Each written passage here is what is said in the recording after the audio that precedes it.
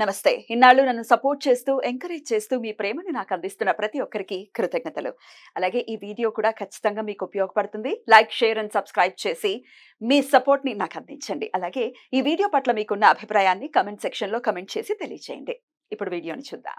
నమస్తే, welcome to our channel. నేను పద్మిని. ప్రస్తుతం పాటు ప్రముఖ ఆధ్యాత్మికవేత్త, ఆస్ట్రోన్యూమరాలజిస్ట్, ఎనర్జీ వాస్తు స్పెషలిస్ట్, శ్రీ విద్యోపాసకులు శ్రీమతి జయప్రద గారు మనతో పాటు ఉన్నారు. మాట్లాడదాం. జయప్రద గారు నమస్తే అండి. నమస్తే అమ్మా. శ్రీమాత్రే నమః. మరి కర్కాటక రాశి వారికి ఈ అక్టోబర్ మాసం ఎలా ఉండబోతోంది అనేది ఒక్కసారి మీ ద్వారా జయప్రద గారు. తప్పకుండా నాన్న. కర్కాటక రాశి వాళ్ళకి ఈ మాసంలో అనుకూలించిన గ్రహాల కంటే ప్రతికూల గ్రహాలు ఎక్కువగా ఉన్నాయి ఈ మాసం అంతా. సో ప్రతికూలం ఎక్కువగా ఉంది కనుక వీళ్ళు కొంచెం జాగ్రత్తగా ఉండడం అనేది చాలా అవసరం, చాలా ముఖ్యం కూడా. కంటిన్యూ ఒక నామాన్ని చేసుకుంటూ మౌనంగా ఉండడం అనేది చాలా ఉత్తమమైన మార్గాలు. ఎందుకంటే కర్కాటక రాశి వాళ్ళకి ద్వాదశంలో కుజుడు, తర్వాత కర్కాటక రాశిలోకి కుజుడు వస్తున్నాడు అక్టోబర్ 20 తర్వాత. దానివల్ల ఏంటంటే అసహనాన్ని, కోపాన్ని, ఏదో ఒక మాటని అనేయడము, కోపపడ్డము, ఎదుటి వాళ్ళతో అకాలంగా గొడవలు రావడము, అక్కడి నుంచి ఆ గొడవ అనేది ఆ బంధం అక్కడితో కట్ అయిపోయేటట్టుగా మాట్లాడడం. అంటే వీళ్ళకి తెలియకుండానే ఒక మాట అనడము, ఆ మాట అసలు మామూలుగానే కుజుడు ఉంటేనే కోపాన్ని ఇస్తాడు. అందులో రాశిలోకి వచ్చిన ఎప్పుడైతే కర్కాటక రాశిలోకి వస్తాడో ఖచ్చితంగా ఆ మాటలు తూటాల్లో పనిచేస్తాయి. అందులోన నీచ కుజుడు అయిపోతాడు. నీచ కుజుడు ఖచ్చితంగా దానివల్ల వచ్చే ఫలితాలు. నీచ కుజుడు ఎప్పుడు కూడా ఇచ్చేది ఏంటి? ఆవేశాన్ని, కోపాన్ని, రిలేషన్స్ కట్ అయిపోవడము, మనం ఎంత చేసినా ఎదురు వాళ్ళు గుర్తించకపోవడము, ఆ విషయాన్ని మర్చిపోవడము, విశ్వాసం మన మీద లేకపోవడము, ఇవన్నీ ఇచ్చేది ఆయనే కుజుడు. నీచ కుజుడు బాగుంటే అవన్నీ మనకి ప్లస్ అవుతాయి, బాగాలేకపోతే అవన్నీ మైనస్ అవుతాయి. సో మనం ఎంత సేవ చేయండి, అవతల విశ్వాసం చూపించడం మన మీద. అంటే ఇంత మనకి అవసరానికి ఆపదలో ఆదుకున్నారు కదా వాళ్ళు, ఈసారి వాళ్ళ కష్టమైతే మనమే కదా ఆదుకోవాలి అనే ఆలోచన అయితే రాదు. బాగా కుదిరింది, తిక్క కుదిరింది అని అనుకుంటే తప్ప అయ్యో పాపం అని నాకు అనుకోరు. ఇది కర్కాటక రాశి వాళ్ళకి ఈ మాసంలో ఉన్నది.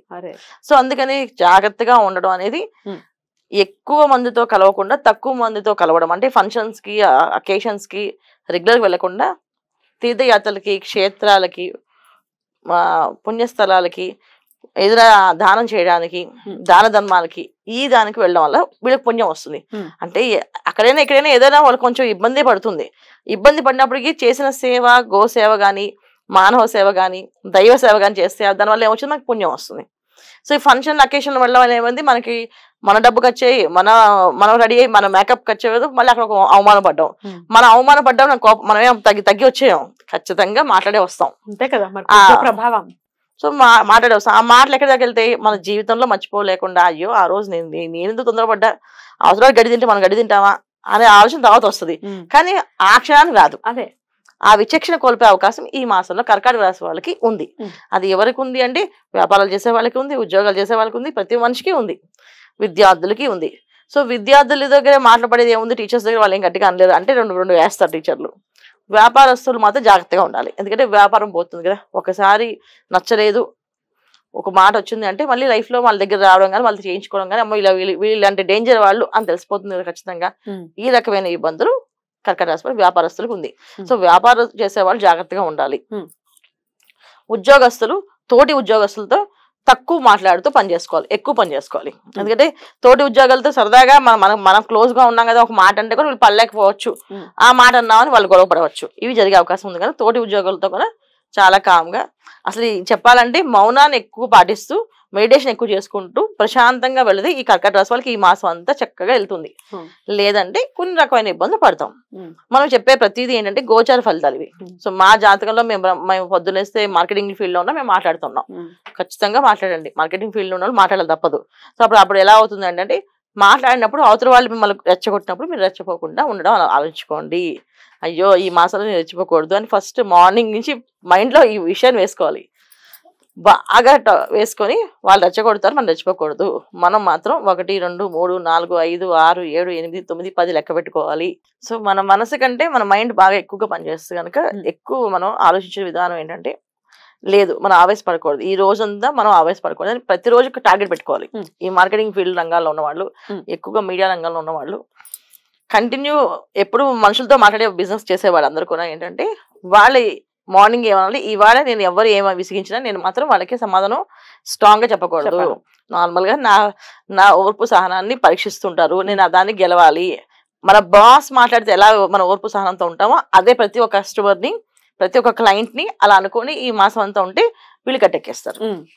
ఆ విధంగా చేయాలి. ఇది ప్రాక్టికల్ గా చేసుకునే రెమెడీ, ప్రాక్టికల్ గా చేసే రెమెడీ ఇది.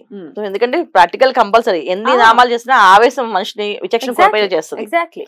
సో ఈ పరిహార పూజ చేస్తే నేను మాట్లాడేస్తానండి అంటే కుదరదు, అక్కడ రిలేషన్ పాడవుతుంది. రేపు రోజున మీకు వాళ్ళకి వచ్చే సంబంధ బాంధవాలు తగ్గిపోతే అది ఇవాళ రోజున డబ్బు సంపాదించుకోవడం ఈజీ అయిపోయింది, కానీ మనుషులు సంపాదించుకోవడం కష్టం అవుతుంది. అందుకని ఖచ్చితంగా మనం ఈ పని చేయాలి. రైట్. అదర్ దాన్ దట్ ఎట్లాంటి రెమెడీస్ ని స్పిరిచువల్ గా కూడా చూసుకుంటే ఎట్లాంటి రెమెడీస్? తప్పకుండా వీళ్ళకి కుజుడు ఎక్కువ ప్రభావంగా ఉంది కనుక ఈ రాశి వాళ్ళు గణపతి ఆరాధన, ఎక్కువ గణపతి ఆరాధన, గణపతికి ఉండ్రాలు చేసిన వైద్యం పెట్టడము, గణపతి దేవాలయానికి వెళ్ళడం, గరికతో అష్టోత్తరం చేయించుకోవడము, లేకపోతే ఇంట్లో చేయగలుగుతాము ఇంట్లో చక్కగా గరికతో అష్టోత్తరం చేసి గణపతికి ఉండ్రాలు నైవేద్యం పెట్టడం, కుడుములు నైవేద్యం పెట్టడం, లడ్డు నైవేద్యం పెట్టడం చేసుకోవచ్చు. శుభ్రంగా వచ్చిన వాళ్ళు చక్కగా చేయొచ్చు. లేదు మాకు చేయలేమంటే గణపతి దేవాలయానికి వెళ్ళి చక్కగా లడ్డూలు నైవేద్యం ఇచ్చి అక్కడ ఆ లడ్డూలు వాళ్ళ చేత పంచేయండి అందరికీ. అలా పంచడం వల్ల ఏంటంటే మీకున్న కాస్త ఆ కుజ ప్రభావాన్ని తగ్గిపోతుంది. కాస్త ఆ ప్రభావం తగ్గి మీరు కొంచెం ఆలోచన విధానం కొంచెం కోల్పోకుండా ఉంటారు. అంటే ఆలోచన విచక్షణ అనేది మర్చిపోతుంటాం. మనం విచక్షణగా ఉండాలి ఈ విషయంలో అనే విషయాన్ని మర్చిపోయి కోపం వచ్చేస్తుంది, ఆవేశం వస్తుంది. అది పట్టించుకోకండి. మనకి ఎక్కడెక్కడ పరీక్షలు వస్తుంటే గుళ్ళో కొన్నా జరగవయ్యా అనే వరకు వస్తుంది. అయ్యే మనం మామూలు నడిస్తే వీడియో జరగబడతా అంటే 10,000 మన మీద వచ్చి వాళ్ళు పడ్డానికి రెడీగా ఉంటాయి. ఎందుకంటే గ్రహాలు ఎప్పుడు కూడా వాళ్ళ కర్మ సిద్ధాంతాన్ని పూర్తిగా పరిపూర్ణంగా చేపిస్తాయి. అంటే వాళ్ళ పని అవి చేస్తాయి. వాటిల్లో మనం పడకుండా ఉండాలంటే దైవనామస్మరణ, దైవానికి సేవ చేసుకుంటూ ఉండాలి. ఇది ఇంపార్టెంట్. తర్వాత అష్టమ శని భగవానుడు ఖచ్చితంగా వీళ్ళకి కాస్తంత ఇబ్బంది పెట్టే అవకాశం ఉంది కనుక బద్ధకాన్ని వదిలిచేసేయండి. పొద్దున్నే లేవండి, సూర్య నమస్కారం చేసుకోండి. ఇవాళంతా నేను ఎవరితో అయినా సరే కోపం లేకుండా మాట్లాడాలి అని అనుకోండి. లేదా గమ్ గణపతి నమః అనుకుంటుండండి. కోపం వస్తుందా గమ్ గణపతి నమః, గమ్ గణపతి నమః, గమ్ గణపతి నమః అనుకుంటే మన కోపం మనకే కంట్రోల్ అయిపోతుంది ఆటోమేటిక్ గా. గణపతిని ఆరాధించండి ఖచ్చితంగా. ఈ మాసం వీళ్ళు చేయాల్సిన పని ఇది. బ్యూటిఫుల్. సోమవారం పూట శివాలయంలో ప్రదోష కాలంలో సాయంకాలం అభిషేకం చేయించుకోండి. ఈ ప్రదోషకాల అభిషేకం చేయడం వల్ల ఆరోగ్య సమస్యలు రాకుండా ఆర్థిక ఇబ్బందులు రాకుండా ఉంటాయి. ఎందుకంటే అధిక ఖర్చులు, ఆరోగ్య సమస్యలు అవన్నీ అలాగే ఉన్నాయి. అవి వాటిల్లో ఎక్కడ మనకి ఈ మాసంలో అంత అనుకూలంగా కనిపించట్లేదు, కాస్త ప్రతికూలంగానే ఉన్నాయి. కానీ ఆ అనుకూలంగా మారాలంటే ప్రతి సోమవారం సాయంకాలం ప్రదోష కాలంలో అభిషేకం చేయించడం వల్ల ఆ ఆర్థిక ఇబ్బంది నుంచి బయటపడే అవకాశం ఎక్కువగా ఉంది. ఇది చేయించండి. ఎండ్ ఆఫ్ ది డే మాట రీత్యా డెఫినెట్ గా ఇబ్బందులు ఎదుర్కొనే పరిస్థితి ఉంది అని డంకాబద్ధంగా చెప్తున్నారు. కాబట్టి మాట విషయంలో జాగ్రత్త తీసుకుంటూ చెప్పినటువంటి పరిహారాలని కూడా చేసుకుని తెలుసుకున్నాం. థ్యాంక్ యూ అండి. నమస్తే. నమస్తే అమ్మా. శ్రీమాత్రే నమః.